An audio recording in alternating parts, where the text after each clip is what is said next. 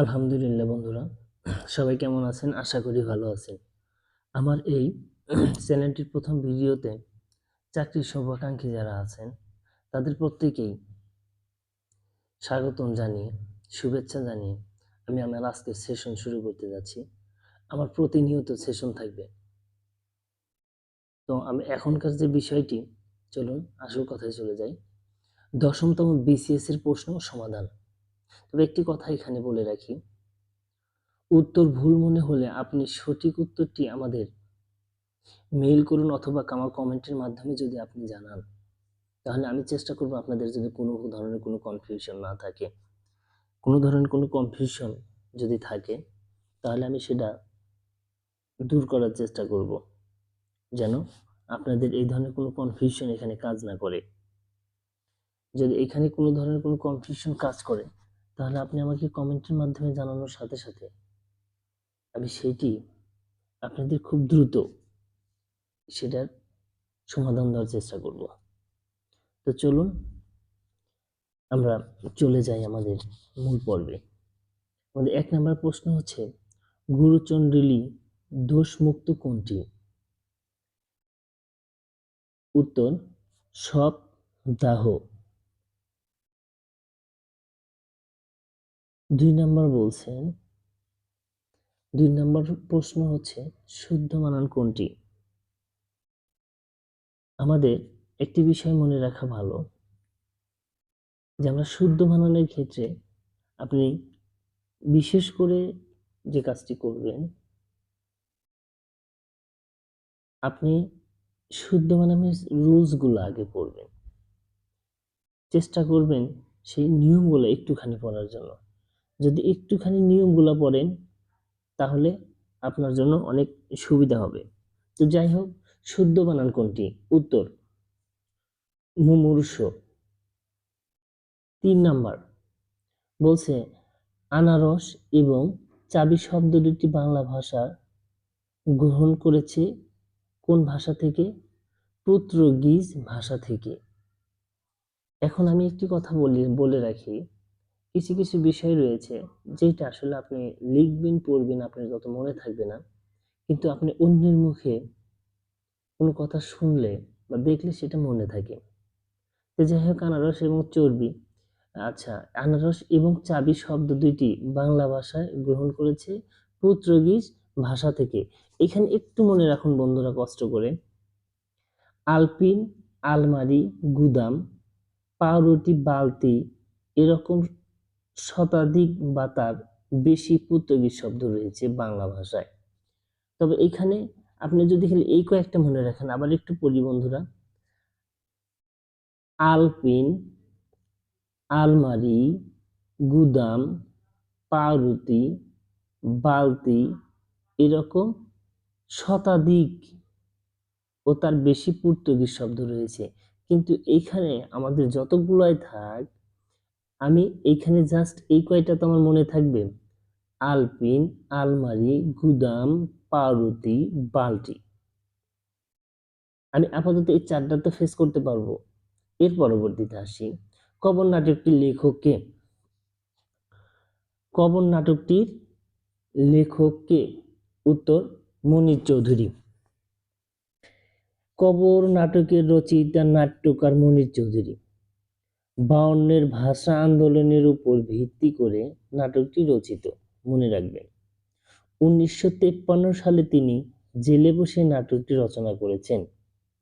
তাহলে কবর নাটকটি কোথা থেকে রচনা করেছেন আমাদের? তাহলে কবর নাটকটি জেলে বসে রচনা করেছেন। কবর কবিতার রচয়িতা জসিমউদ্দিন। এখানে আপনাদের অনেক সময় কনফিউশন এসে যায়, কবর কবিতার লেখক কে, কবর নাটকের লেখক কে? খুব সুন্দর করে মনে রাখবেন, কবর নাটকটির লেখক হচ্ছে মনির চৌধুরী, আর কবর কবিতার লেখক হচ্ছে জসিমউদ্দিন। কবিতাটি রাখালি গ্রন্থের অন্তর্গত,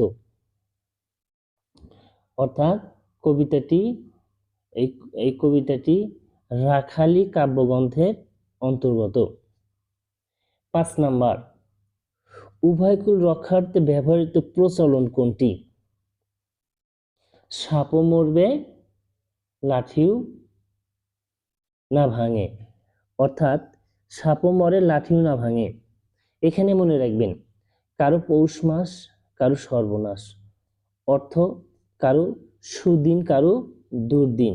আমি এই 4টা অপশনের অর্থটা বলে দেওয়ার চেষ্টা করছি।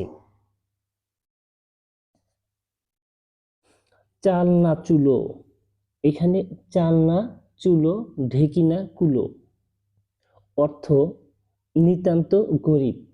অর্থাৎ এখানে চাল না চুলো, ঢেকি না কুলো, এখানে নিতান্ত গরিব মানুষকে বোঝানো হয়েছে। পরে বলা আছে সাপও মরে, লাঠিও না ভাঙে, অর্থ উভয় কুল রক্ষার এই বাক্যটি বোঝানো হয়েছে। এই শব্দটি এরপর আরেকটি রয়েছে, দেখুন এরপরে যদি বলি, আচ্ছা, বোঝার উপর শখের আটি, অর্থ অতিরিক্তের অতিরিক্ত। এখন বোঝার উপর শখের আটি, এটার অর্থ হচ্ছে অতিরিক্তের অতিরিক্ত। হ্যাঁ বন্ধুরা, আপনারা এই বাক্যগুলা, বিশেষ করে এই প্রবাদ প্রবচন, বিভিন্ন এই জিনিসগুলা খুব ভালো করে মনে রাখার চেষ্টা করবেন, যা বাস্তব ক্ষেত্রে বিভিন্ন জায়গায় প্রয়োগ করা যায় এবং আপনার লাইফেও বাস্তব ক্ষেত্রে অনেক কিছু মিলে যাবে। যাই হোক, এর পরবর্তীতে রয়েছে শুদ্ধ বাক্য কোনটি। আমরা শুদ্ধ বাক্য কোনটি এটার উত্তর দুর্বলতা অন্যথা বসে পড়ল। একটু মনে রাখবেন, একটু ব্যাখ্যা দেওয়ার চেষ্টা করছি। অনাথ শব্দের স্ত্রীলিঙ্গ অনাথা।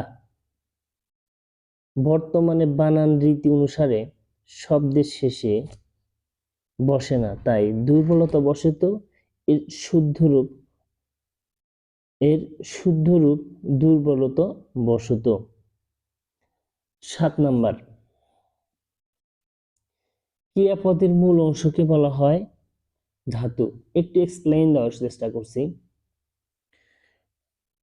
বাক্যস্থিতি একটি শব্দের সঙ্গে অন্য শব্দের অন্বয় সাধনের জন্য শব্দের সঙ্গে যে সকল বর্ণ যুক্ত হয় তাদের বিভক্তি বলে। ক্রিয়াপদের মূল অংশকে ধাতু বলে। সংজ্ঞাটা মনে রাখা ভালো, যে তাহলে ধাতু কাকে বলে, বলে ক্রিয়াপদের মূল অংশকে ধাতু বলে। কেন এটা মনে রাখবো, অনেক সময় আমাদের লিখিত পরীক্ষা আসে, কখন কোন প্রশ্নটা কোন আঙ্গিকে ছোট বড় করে দিয়ে দিবে এটা বলা কঠিন, যার জন্য আমাদের প্রত্যেকটা জিনিস মনে রাখা ভালো। আমরা এই সংজ্ঞাটা মনে রাখবো, ক্রিয়াপদের মূল অংশকে ধাতু বলে। আচ্ছা, যেমন করায়ের ধাতু কর, পরায়ের ধাতু পর, যে বর্ণ বা বর্ণ সমষ্টি ধাতু বা প্রতিপাদিকের পর যুক্ত হয়ে নতুন শব্দ গঠন করে তাকে প্রত্যয় বলে। প্রত্যয় 2 প্রকার। প্রত্যয় কয় প্রকার? 2 প্রকার। একটি হচ্ছে কীট প্রত্যয় আর একটা হচ্ছে তদ্ধিত প্রত্যয়।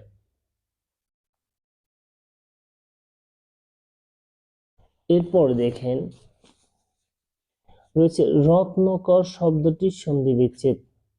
রত্নকর শব্দটির সন্ধি বিচ্ছেদ উত্তর রত্ন যোগ আকর। একটু ব্যাখ্যা দেওয়ার চেষ্টা করছি। অকার কিংবা আকারের পর অকার কিংবা আকার থাকলে উভয় মিলে আকার হয়। অকারের পূর্ববর্তী ব্যঞ্জনের সাথে যুক্ত হয়, অর্থাৎ স্বরেয় যোগ স্বরেয়া সমান সমান স্বরেয়া। এরপরে রয়েছে 9 নাম্বার, কোন বিভক্ত শব্দটি বহুবচন সংকেত করে। এখানে বলা রয়েছে সঠিক উত্তর পাকা পাকা আম। একটু ব্যাখ্যা দিচ্ছি। বহুবচন নির্দেশক পাকা পাকা আম তীব্রতা বা সঠিকতা বোঝাতে, গরম গরম জিলাপি, নরম নরম হাত, সামান্যতা বোঝাতে উঁচু উঁচু ভাব, ভাবের গভীরতা বোঝাতে সিসি তুমি কি করছো। এরপর রয়েছে 10 নাম্বার, কোন প্রবচন বাক্য ব্যবহারিক দিক হতে সঠিক। এখানে রয়েছে উত্তর অধিক সন্ন্যাসীতে গাজন নষ্ট। এরপরে দেখেন 11 নাম্বার, বাংলায় টি.এস. এলিয়টের কবিতায় প্রথম অনুবাদক। খুব ভালো করে মনে রাখবেন, একটা ব্যাখ্যা মনে রাখলে আরেকটা জায়গায় যে আপনার কাজ দিবে। অর্থাৎ একটা বিসিএস এর প্রশ্ন যখন আমরা সলভ করব তখন দেখবেন এই কিছু কিছু প্রশ্ন যে অন্য বিসিএস এ কমন পড়ে যাচ্ছে, আবার যখন সবগুলা বিসিএস কমন করে শেষ করে দেব আমরা দেখবেন এই প্রশ্নগুলাই বারবার অন্য অন্য যে প্রশ্নগুলো আসবে সেইখানে আসবে। অর্থাৎ আমরা বলতেই পারি যে সবগুলা বিসিএস এক থেকে যদি বর্তমান আমরা সর্বশেষ আপডেট পর্যন্ত শেষ করতে পারি, তবে আমার বিশ্বাস এখান থেকে আপনার 90% কমন পেয়ে যাবেন। তবে যদি আপনি হন প্রাইমারি চাকরির জন্য কোনো প্রত্যাশী ব্যক্তি, তাহলে আপনার এখান থেকে 100% এই বিসিএস থেকেই হয়ে যাবে। তাহলে দেখুন এখানে বলা আছে 11 নম্বর, বাংলায় টি.এস. এলিয়ট কবিতার প্রথম অনুবাদক। ক নাম্বার, রবীন্দ্রনাথ ঠাকুর। একটু ব্যাখ্যা দিতে যাচ্ছি। রবীন্দ্রনাথ ঠাকুর সর্বপ্রথম টি.এস. এলিয়টের কবিতা বাংলায় অনুবাদ করেন, মনে রাখবেন। রবীন্দ্রনাথ ঠাকুর সর্বপ্রথম টি.এস. এলিয়টের কবিতাটি বাংলায় অনুবাদ করেন। এদেশের কবিদের আধুনিক কবিতার সাথে পরিচয় করিয়ে দেওয়ার জন্য তিনি এই অনুবাদ করেছিলেন। বিষ্ণুদে 1950, মনে রাখবেন, বিষ্ণুদে 1950 সালে এলিয়টের কবিতা অনুবাদ করেন। বুদ্ধদেব বসু টি.এস. এলিয়টের কবিতার অনুবাদ এলিয়টের কবিতা নামে প্রকাশ করেন। এর পরবর্তীতে 12 নম্বর রয়েছে অগ্নিবীণা কাব্যগ্রন্থের সংকলিত প্রথম কবিতা, মনে রাখার বিষয়। উত্তর প্লয় উল্লাস। একটু এক্সপ্লেইন দিচ্ছি। অগ্নিবীণা কাজী নজরুল ইসলামের রচিত কাব্যগ্রন্থ, এতে মোট 12টি কবিতা রয়েছে। এখন যদি আমাদের এখানে প্রশ্ন আসে যে অগ্নিবীণা কাব্যগ্রন্থে মোট কয়টি কবিতা রয়েছে, এখানে আমরা কিন্তু বলতে পারবো 12টি কবিতা রয়েছে। প্লয় উল্লাস কাব্যগ্রন্থের প্রথম কবিতা, বিদ্রোহী কবি গ্রন্থের দ্বিতীয় কবিতা, ধারিণী মা কবিতার জন্য কাব্যগ্রন্থটি নিষিদ্ধ হয়।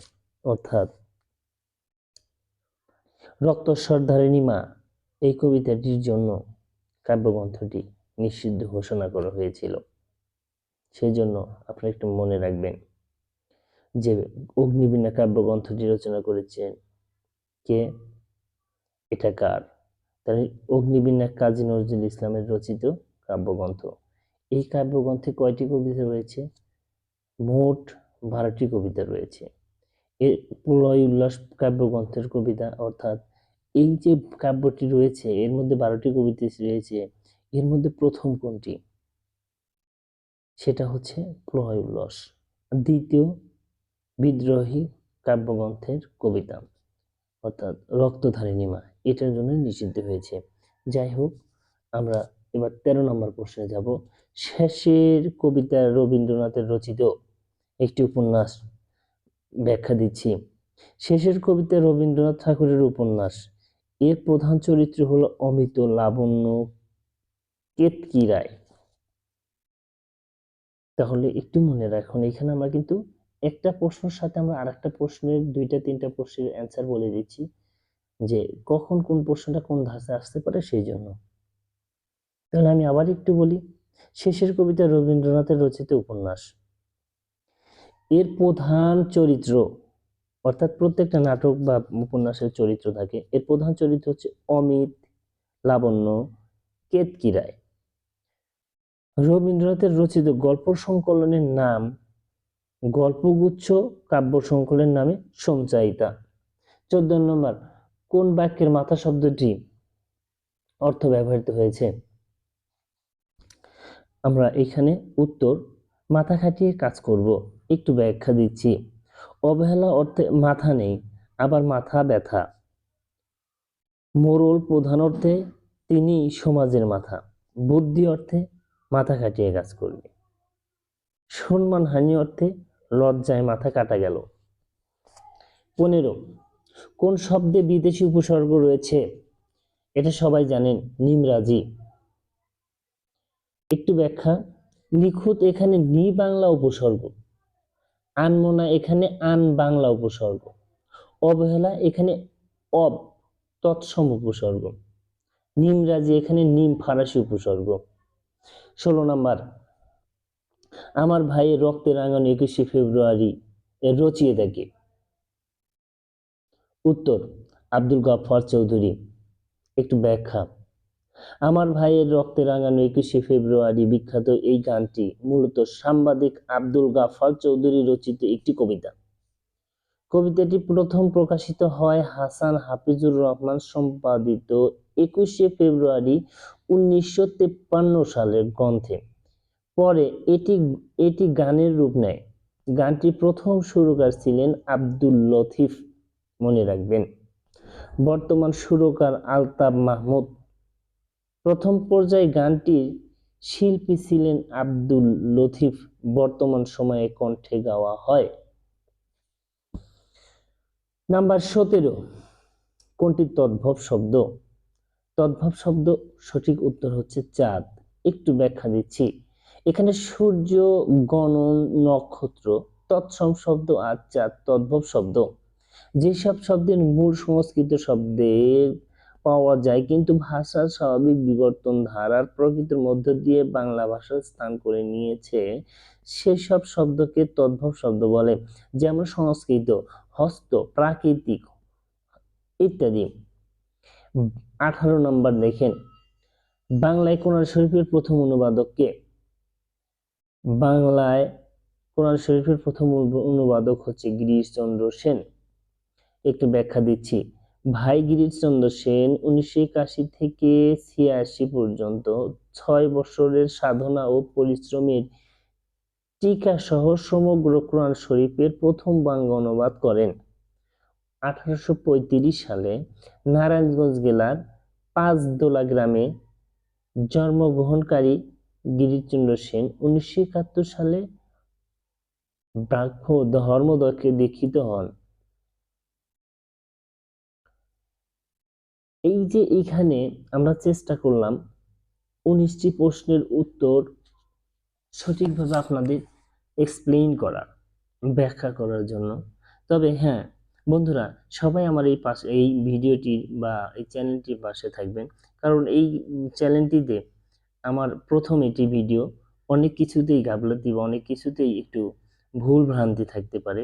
আমি চেষ্টা করব যেন এর পরবর্তীতে আরো সুন্দরভাবে উপস্থাপন করা যায়। তবে আমার এটি প্রথম ভিডিও, যার কারণে একটু আপনাদের কাছে এটা একটু কম বেশি লাগতে পারে। তবে আমি চেষ্টা করব পর্যায়ক্রমে হয়তো 2-4টা ভিডিও দেওয়ার পরে আশা করি আপনাদের কাঙ্ক্ষিত যেভাবে উপস্থাপন করলে ভালো হবে সেই বিষয়টি আপনারা এর মধ্যে পাবেন। আর যদি আপনাদের কোনো মতামত থাকে যে এটা এইভাবে করলে ভালো হয়, আপনারা মতামত দিবেন। আমি চেষ্টা করব যেন আমার সর্বোচ্চটুকু দিয়ে আমি আপনাদের কথা রক্ষা করতে পারি এবং আপনাদের এই পর্যায়ক্রমে চাকরি প্রিপারেশন ধীরে ধীরে নিয়ে যদি একটি স্তূপ হয়, সেটা যেন একটা কাঙ্ক্ষিত জায়গায় যেয়ে পৌঁছায় এবং সেখান থেকে আপনারা আলোর মুখ দেখতে পারেন। এটাই আমার থাকবে এই চ্যানেলের পক্ষ থেকে চাওয়া, এছাড়া আর কিছু না। তবে সবাই ভালো থাকবেন, সুস্থ থাকবেন। আল্লাহ হাফেজ।